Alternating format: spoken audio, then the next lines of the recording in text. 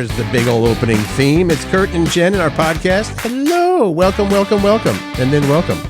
And if you have not already and you decide that you like what you're hearing, please like, follow, subscribe, all the things. Yeah, we're pretty sure help us. Know that they like what they're hearing. We hope.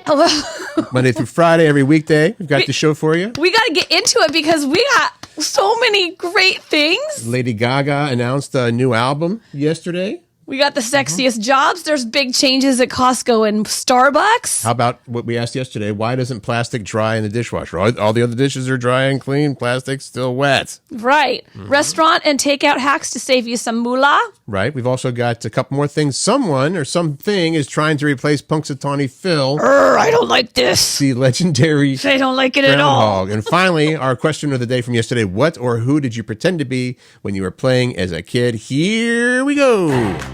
Tell me about Lady Gaga's new album. Is it out now or it's coming soon? Well, here is the deal.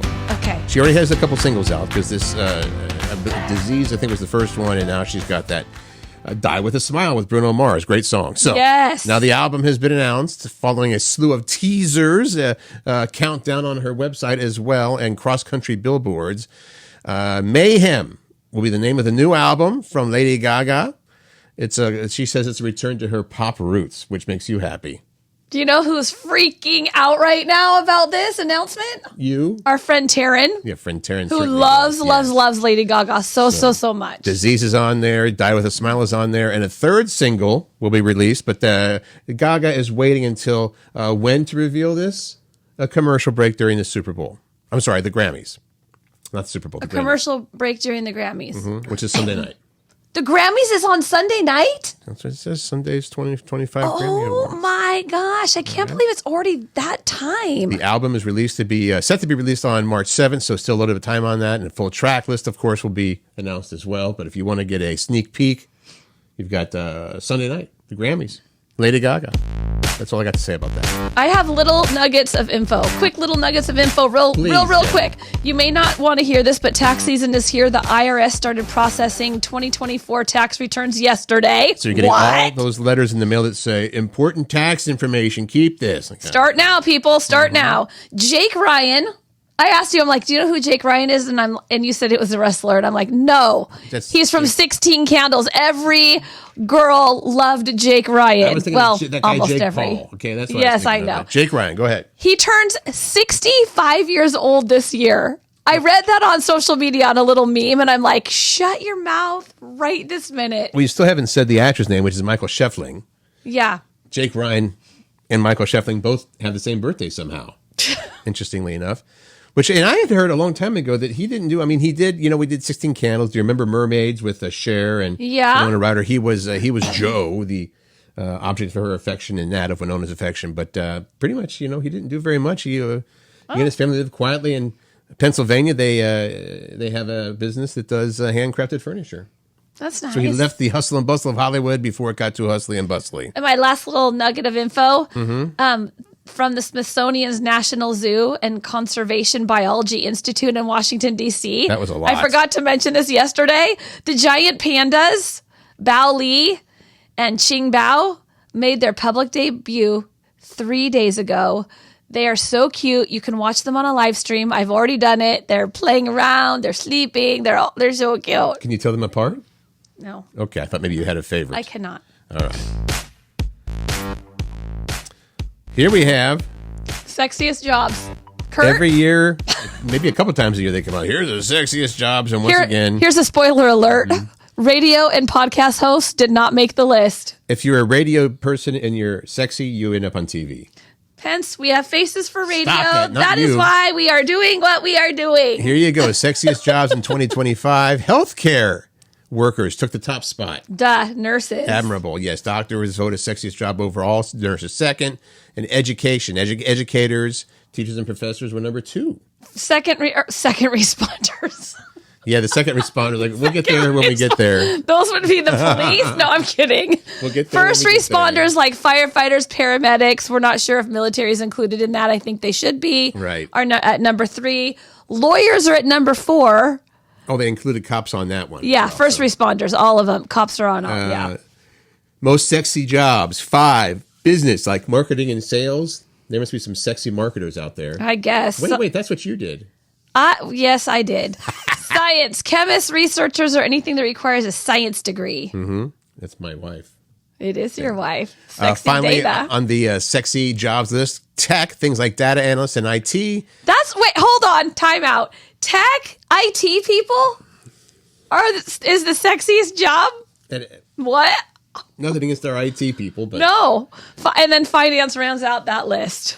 So, like investors and financial planners. But even if your job's not in the list, being passionate about your career is sexy. That's how some of these got on here, because it used to be, actor, musician, whatever. But this is awesome that having a passion for what you're doing and your values can help the job seem more sexy. So some of the things that aren't on the list, that I guess these are ways that the job can be considered sexy. Yeah, a passion for what you're doing, prioritizing a good work-life balance, constantly trying to learn and improve, working well with others, and wanting to make a positive impact on society.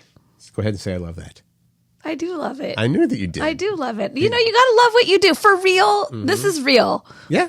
Well, you got to love what you do. You spend too much time doing it during the day. You got to love it. Yep. Or you got to make a crap ton of money doing it to make up for the non-love. That could make me love it. I know, me too. That could make me love it. Right now, sure. me too.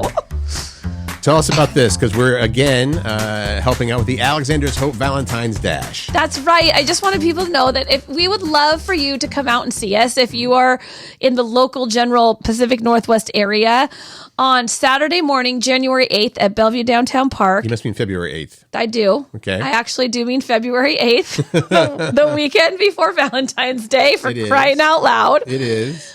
There's a 5K walk, run. You can skip, you can jump, you can hop. It doesn't matter. All the things. Bring your kids, bring your dog. It's family friendly. It's pet friendly.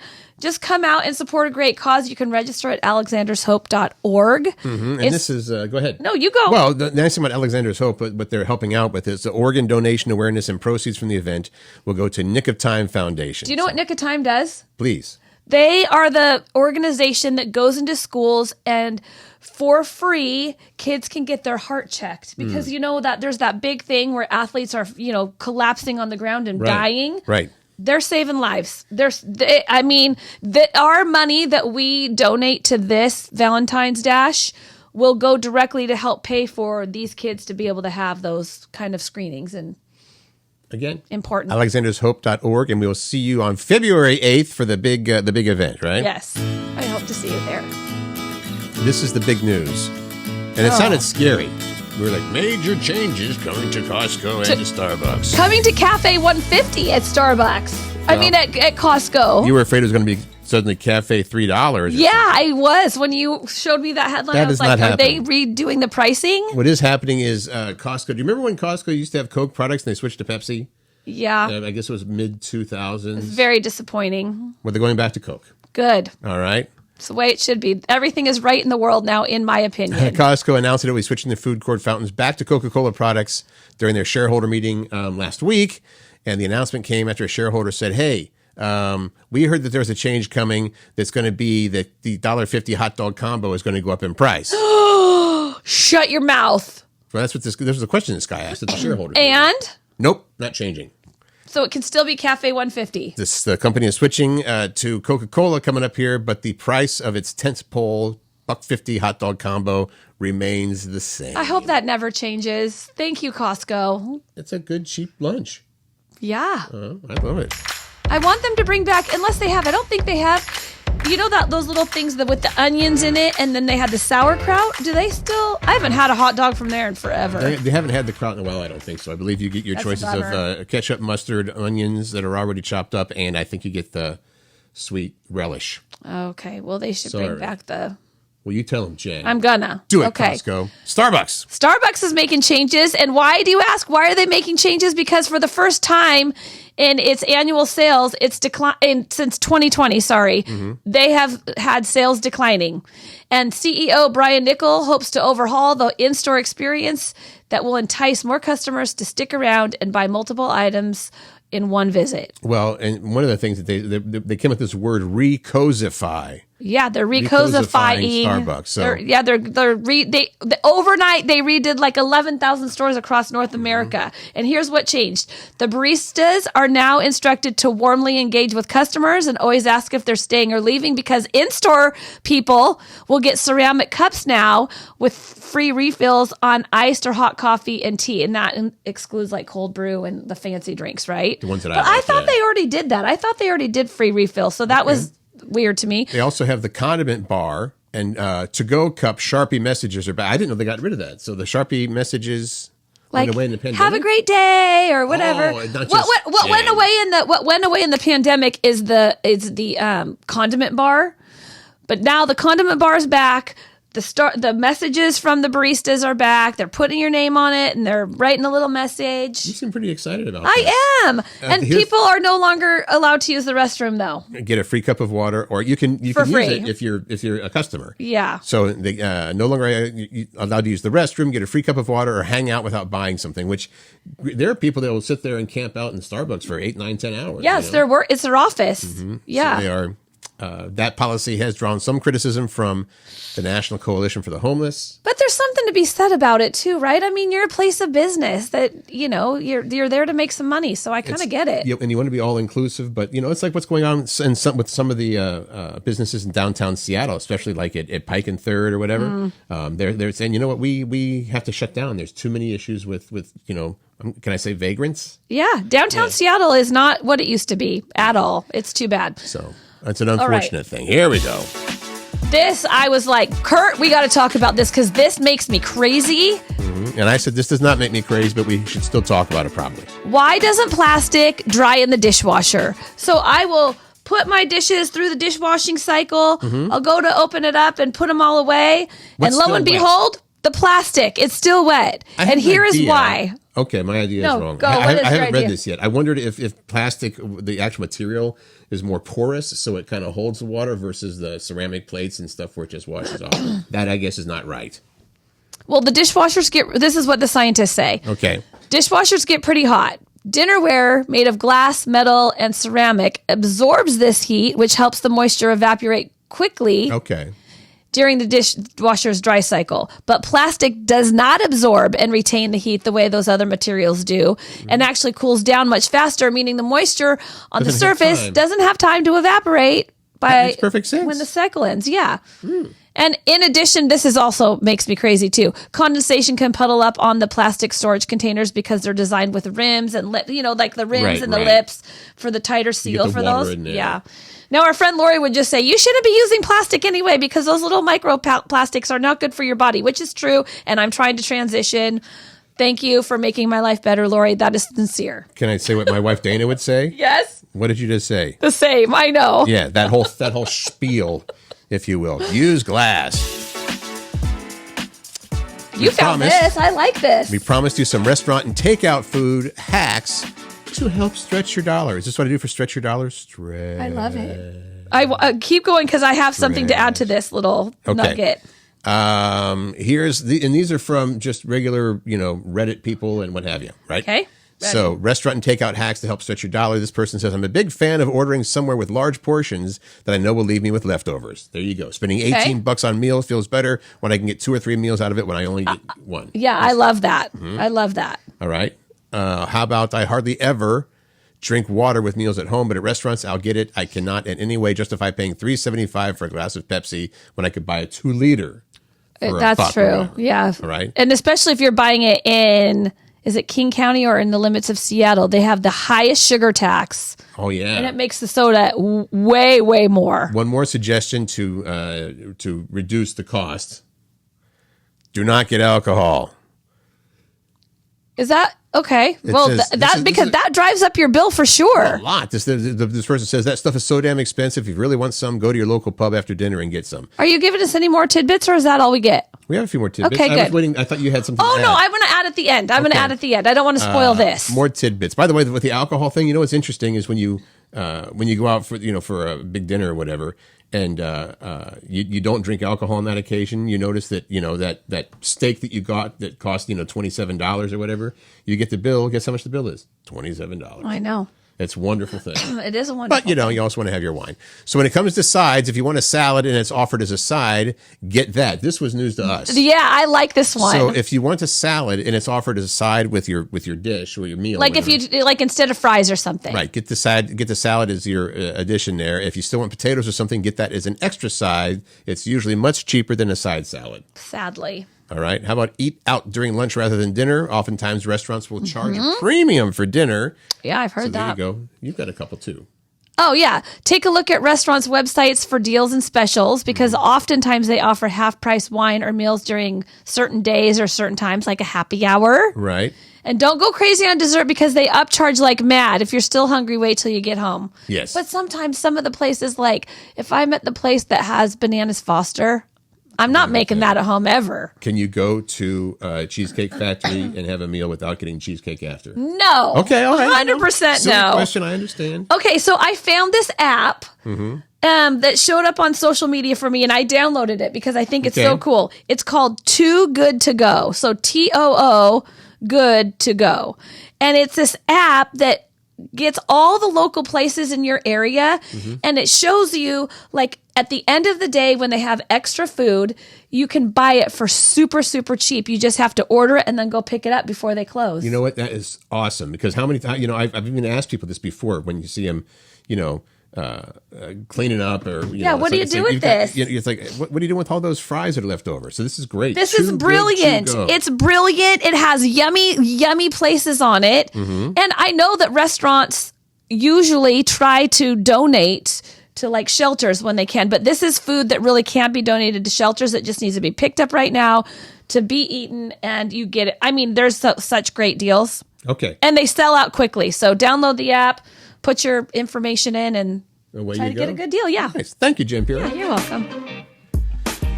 Question of the day from yesterday, and as always, you delivered, you guys. So what or who did you pretend to be when you were playing as a kid? This is so good. Right. And I said I used to play Spaceman, but we also used to, we used to play because me and my sisters, we would play Game Show a lot. Oh, yes. Yes. I love all, yes. Like I started reading some of these answers. I'm like, oh yeah, we played that. Duh. I have to do a real quick story about this because my youngest sister's probably listening. We were playing a Game Show, and this is when I was probably 9 and Jody was 7, so Terry was 5. And we gave all of our characters, their prizes. Like my stuffed animal, me, won $1 million. I told you this before, didn't I? And my middle sister, Jody, her stuffed animal, here, you get $1 million. And then there's little Terry, and we're like, your stuffed animal gets $1,000. And she's like, that's not fair. And we're like, yeah, that's a lot of money. That is not fair. I said, I'll never forget this. I said, $1,000, that is a lot of money. And Jody's like, my other sister, like, yeah, that's a lot of money. And I said, okay, Terry. We agree. It's unanimous. $1,000 is a lot of money. She gets like incredible Hulk muscles. Yeah. She's like, we say, it's unanimous. It's not humorous. And she just whips this baby carriage across the room and it smashes on the wall. I'm like, whoa. Okay. Yeah, because she's like, you are liars and I'm mad about it. Yep. My little sister demonstrated, don't trick her. It's not humorous. She's still that way? Yeah, it's still not humorous. So, all right. There's our game show story. What did you do, or what did you pretend to be when you played as a kid? So Lauren said the yellow Power Ranger. I love the specificness of the color of the Ranger. That's awesome. That's true, and it also it sort of ages her where. I can't say that because there weren't Power Rangers when I was that young. I love this so much. Jeanette said a Dallas Cowboy cheerleader. And you're like, did she live in Dallas or something? No, this is the Jeanette that grew up around here that owns the yoga studio. And the reason she says Dallas Cowboy cheerleader is because they could bring their shirts up and put them through and make it like a little like little fun little sexy shirts when we were little. I did the same thing, Jeanette, and that brought me great joy to read that. Fantastic. And you can still fit into that Dallas. No. Well, you were just a kid. I have my cheerleading uniform from high school. And you can still fit into that? No. Oh, shoot. I'm sorry. I can't even fit one thigh into that. I was skinny. I was trying to be complimentary and I blew it. Okay, more of what who or what you did to pretend to be when you were a kid. Marilyn says cowboy during... No, cowgirl. I'm sorry, cowgirl doing barrel racing. It's very specific. All right. Laurel, she wanted us to read this entire story because it's cute. Yeah, because first of all, she agreed with me that she loved playing store. I loved playing store. Store's a good one. Using the cash register, the play cash register. But go ahead. Laurel says, I agree with you, Jen, that I also love playing store, which is kind of funny because my sweet niece, Erin Majowski Swanson, We know her. Guard Swanson's wife. Yeah, whom, Jen, used to spend a lot of overnights at our house when we had before we had children. So apparently when they were young, Erin used to play store with her now husband, Steve, and she would always take a plastic banana and use it as a telephone. Steve had his own plastic banana in his ear, and they would call by saying, calling Mr. Banana, calling Mr. Banana.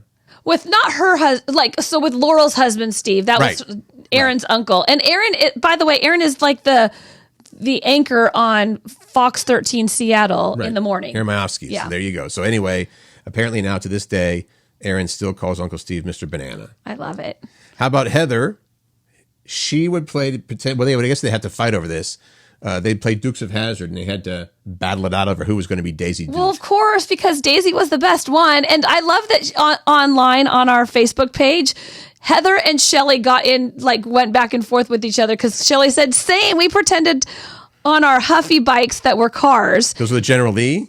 Yeah. And then Heather said, my sister and I would pretend to be neighbors and we'd leave mail in the mailboxes outside of each other's bedroom doors. Wow.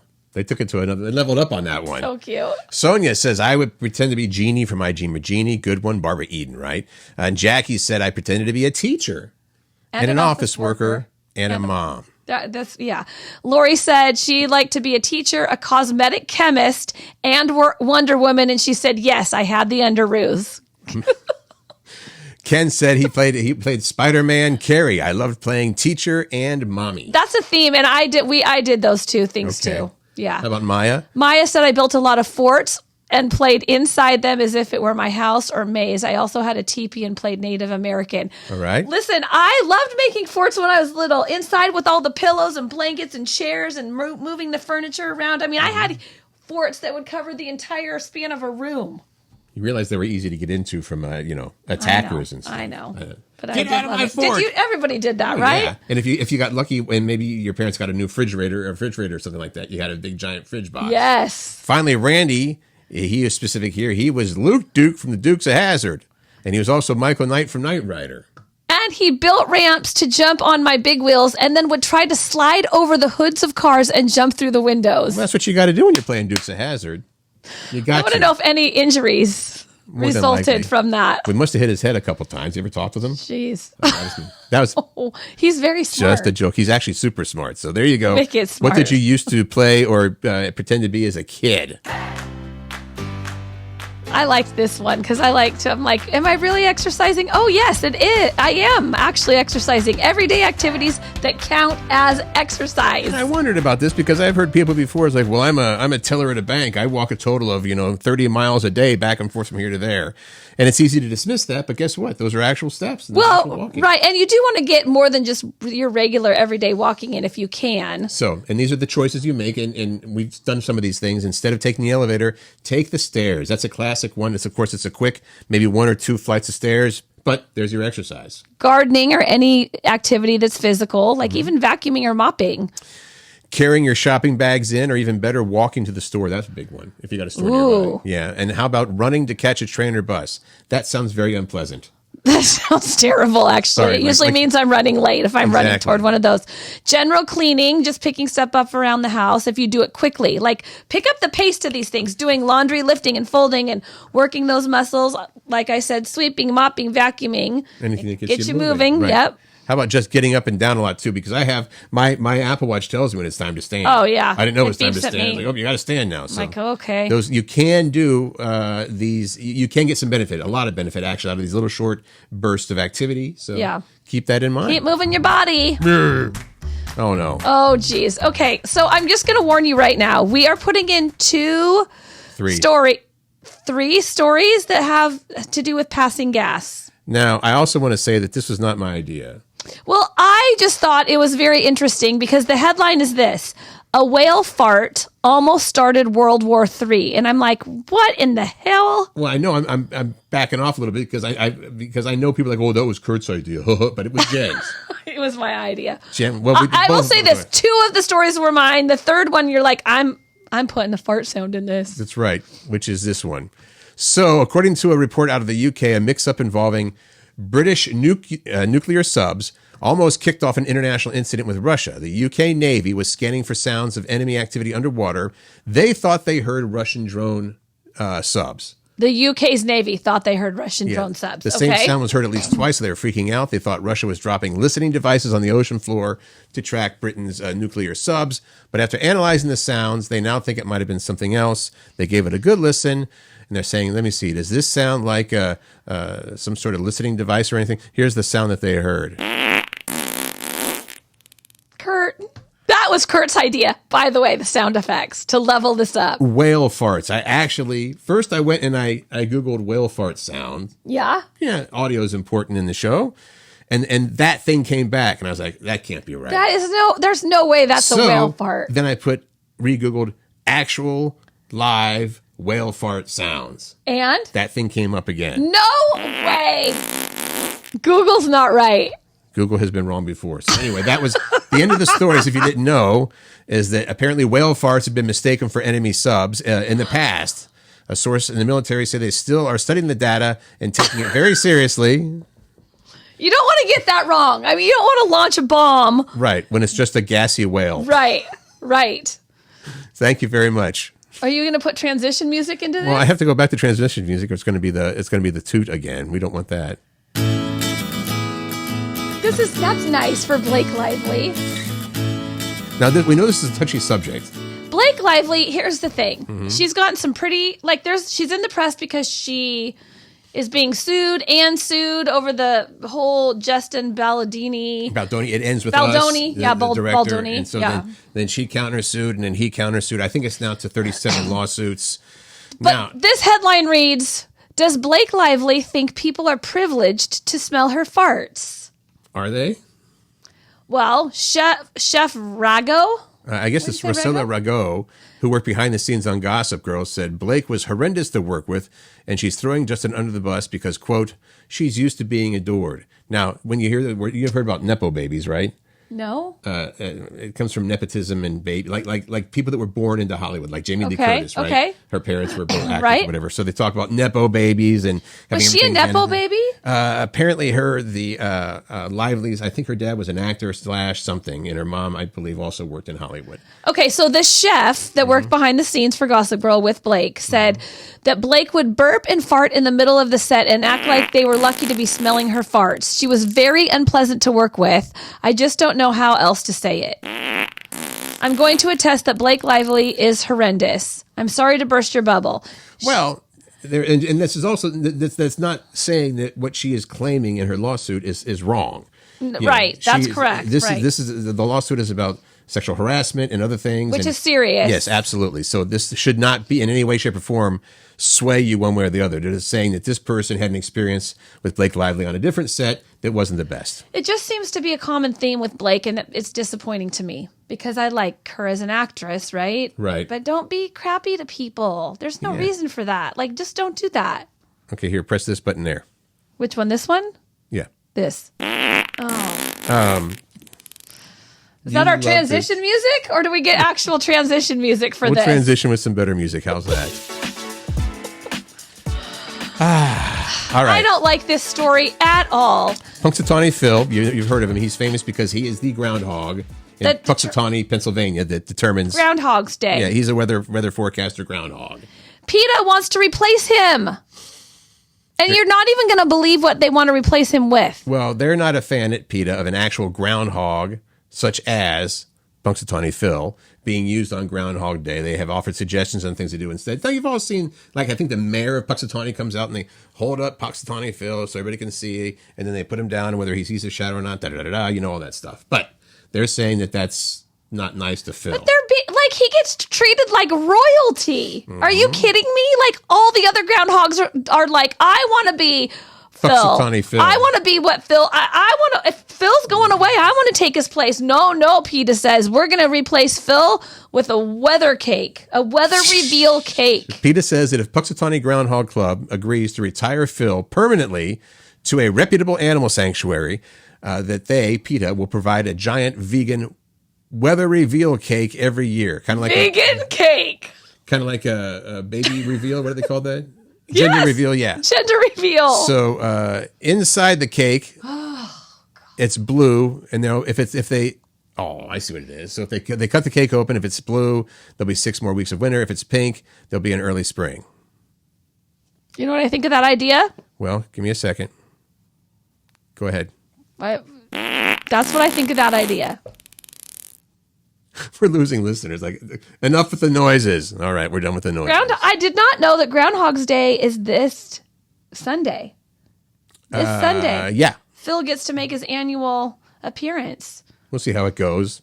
If they replace it with a weather reveal cake, man. Weather reveal. I think people are going to be real pissed off. On to this one. These bands. We're about to reveal the bands that have the most valuable shirts, according to a study. So, you go to a concert, right? You get a T-shirt or a hoodie. I usually get hoodies because it's kind of cold here in this area. Yeah. So they have done some research to find who what sold bands? the most T-shirts. Yeah. Sold the most T-shirts? No, has the highest resale value of T-shirts. Oh, they looked at them. Okay, on resale value. It's like, how valuable is your concert shirt? Let's leave number 1 as last, all right? So we're going to go down the top. We have 9 here. Okay. Pearl Jam is number 9. Bless you. Me. Thank you. Average resale value of a Pearl Jam shirt, I guess, is $171.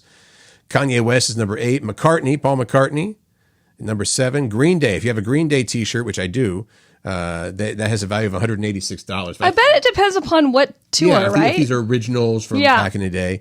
Guns N' Roses, number 5. Outkast with the number 4 highest value T-shirt at $225. And the top 3 most valuable concert shirts are Earth, Wind, and Fire, $235. Red Hot Chili Peppers, that's a surprise, $241. And we'll let them sit for a second. What are you thinking as you're listening? What are you thinking? Okay, you're right, Nirvana.